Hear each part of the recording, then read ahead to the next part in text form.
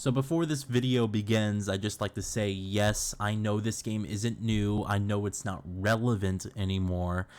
But people want me to at least put up something. And there's a choice between, well, I can put up these impressions for older games that I'm currently playing, trying to get through my backlog, or I could put up nothing and I can just play the games on my own. So I think that for those who actually want my opinion on some of these games, regardless of their age, it doesn't matter. But just letting you guys know, like, I'm not playing any new games until I get through these 2016 ones.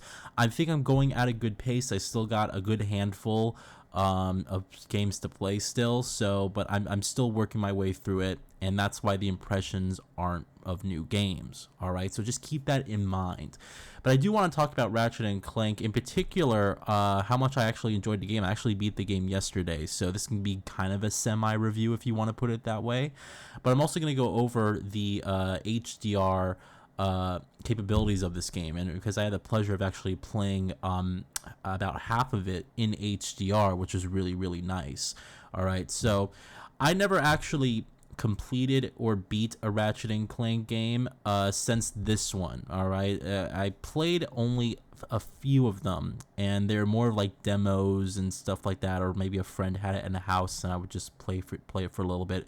But I've never actually seriously played a Ratchet and Clank game until this one, and I have to say that I was pleasantly surprised playing this. I thought that I was basically going to get bored of the game because of how repetitive it is, sort of. You know, you're kind of just killing enemies, this onslaught of enemies, and I thought I was just gonna sort of just, get bored of it after a while, and it was going to take me a little bit longer than this to beat the game.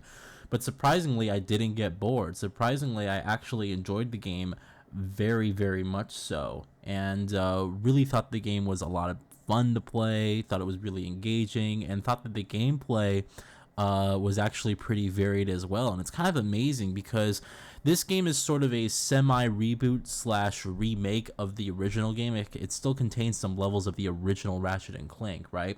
But everything's been remastered with these gorgeous graphics, and they've added a lot of new levels, and they've also added different cutscenes and stuff from the actual movie, which I haven't seen the movie, by the way, but they've added all this cool stuff to it to make it a more or less semi-new experience.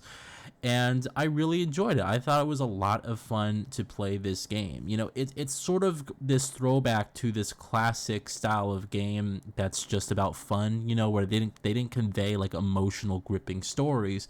It was more about just you playing the game and having a good time, and, you know, just enjoying yourself and these characters and this world that they created.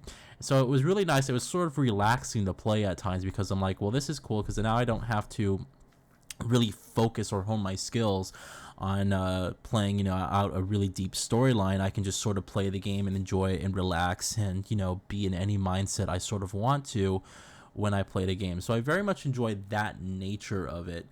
I do have to say that it wasn't until the very end where I really felt like the onslaught of enemies got to a point where it was a little bit too overwhelming. Like, you know, Insomniacs, and I played all the Resistance games, right? And I actually didn't like any of the Resistance games. Maybe Resistance 3 was, like, decent, you know, but I really did not like the Resistance games at all. And one of my biggest issues with the Resistance games is that they just threw all the enemies at you, like, just onslaught after onslaught after onslaught, and there was like no breaks. You know, it's weird because in Ratchet and Clank you have breaks, you have puzzle options, you can go back and explore the levels, and then you play Resistance and it's like nothing like that. It's a, you know, first person arcade shooter with a bunch of, you know, aliens coming at you, and it's a very tough game at times. Sometimes you just feel so overwhelmed. So I really didn't feel like until the very end game of Ratchet and Clank that they actually did that, and it kind of got me annoyed, you know. But it wasn't nearly as bad as to the degree of the Resistance series, for that matter.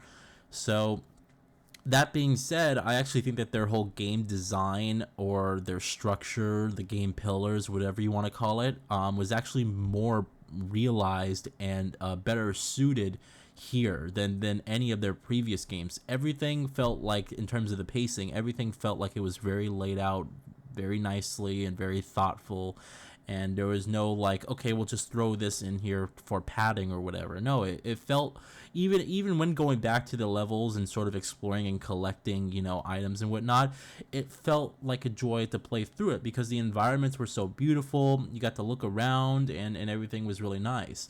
So it was a really great fun game to play, and I have to say that I'm really thankful that I actually waited on playing this game, because I not only played it in HDR when they updated it, but I also played it on the PlayStation 4 Pro, and this game looks incredible on both the PlayStation 4 Pro and the and HDR turned on.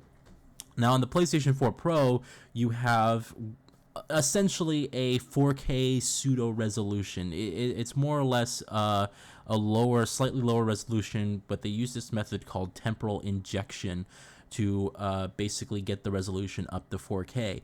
And it's very convincing, to be honest. I mean, there's slight aliasing on a 60-inch 4K screen, right? But it looks gorgeous. Like, everything looks pinpoint and sharp at a normal viewing distance. It's just really, it's really, really nice. I was probably sitting around maybe 8 feet away from the TV. So it really felt, comfortable, and the whole resolution felt very sharp. I didn't really notice anything wrong with a lower resolution here. And the temporal injection, which this was really the first game that I played that had that upscaling method, it looked very convincing for a 4K game. And this is coming from someone who's actually played games in 4K native, and I can tell you that it looked really, really good. Now, at the same time, this game was also updated with HDR, and I have to say that more so than the upscale and resolution, HDR literally changes this game. In fact, I've never, and I tested out a bunch of games, mind you. I've tested out Uncharted 4, I've tested out Forza Horizon 3, I've tested out The Last of Us. I've tested out a lot of these games that have HDR, and I've been impressed at some points, right? Especially like with Forza Horizon 3, there are certain scenes that you really do see a dramatic difference, and it really does help. However, Ratchet and Clank is going to be the game that I judge all other HDR games based off of. Like, this game literally changes when you turn on HDR. It's insane. So you're playing the game like on a standard dynamic range TV, right? Like, I was playing it on my computer monitor at one point, and I have a 1440p Asus MG279Q, monitor. It's a really good monitor, right? Standard dynamic range. It can't do all that fancy stuff, but it's pretty much, I'm content with what I have right now, right? And I was playing it on this screen, and it looked really nice, the 1080p, versus the 1440p native resolution wasn't that badly softened, but it looked really nice. And colors looked really saturated and really bright and everything like that. So I turned the game. I go to Jacob's house, which he has the Pro over there, and the HDR TV, and I play the game, and everything looks so, just different. I'm like, okay, I thought there was gonna be an option for HDR, because I was looking forward to how this game would look, right? And I've heard really good things. And so I'm playing the game, right, for a little bit in HDR. I get outside to this little bright area. I'm like, okay, and I turn HDR off on the PlayStation 4 Pro menu. I switch it off, and I go back to the game, and oh my god, the difference is it's literally jaw-dropping in terms of what it does. Now, it's a different implementation of HDR, because when I talk about HDR, a lot of people are going to say it's the brightness, and it's you can see better in dark areas. No, this game actually it bumps up the color significantly, more or less.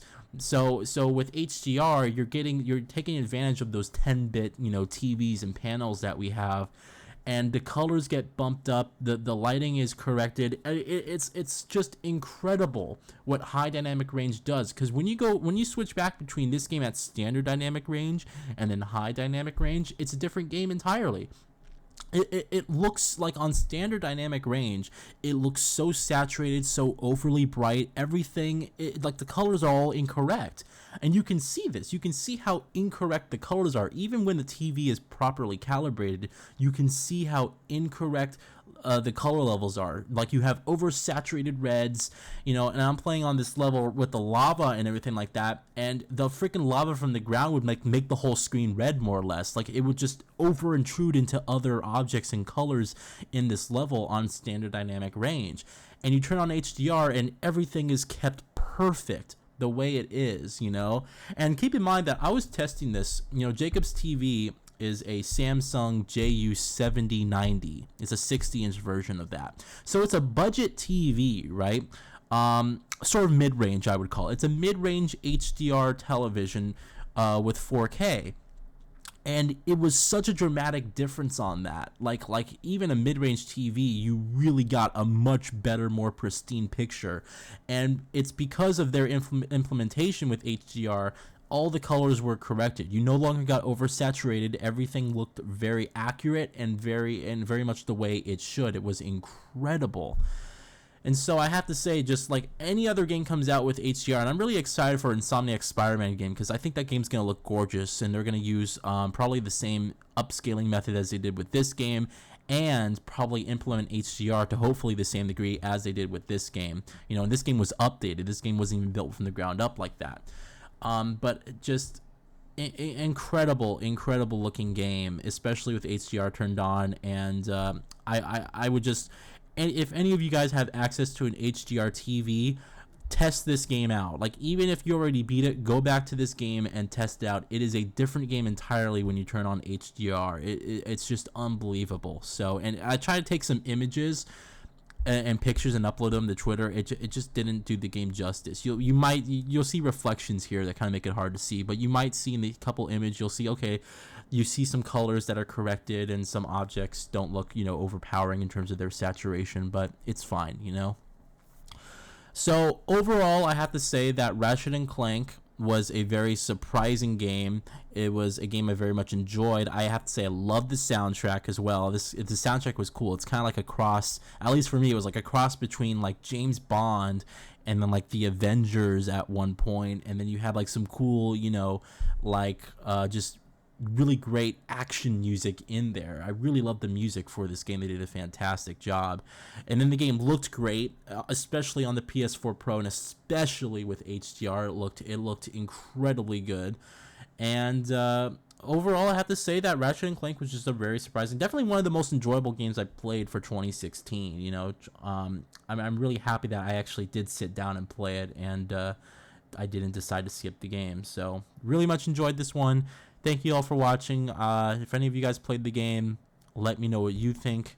It's really cheap now too. You can get it for like $20. So even if you're not like a Ratchet and Clank fan, but if you have a 4K HDR TV and a Pro, you have to get this game. Like, it's just incredible how good it looks. All right, talk with you all later. Thanks for watching.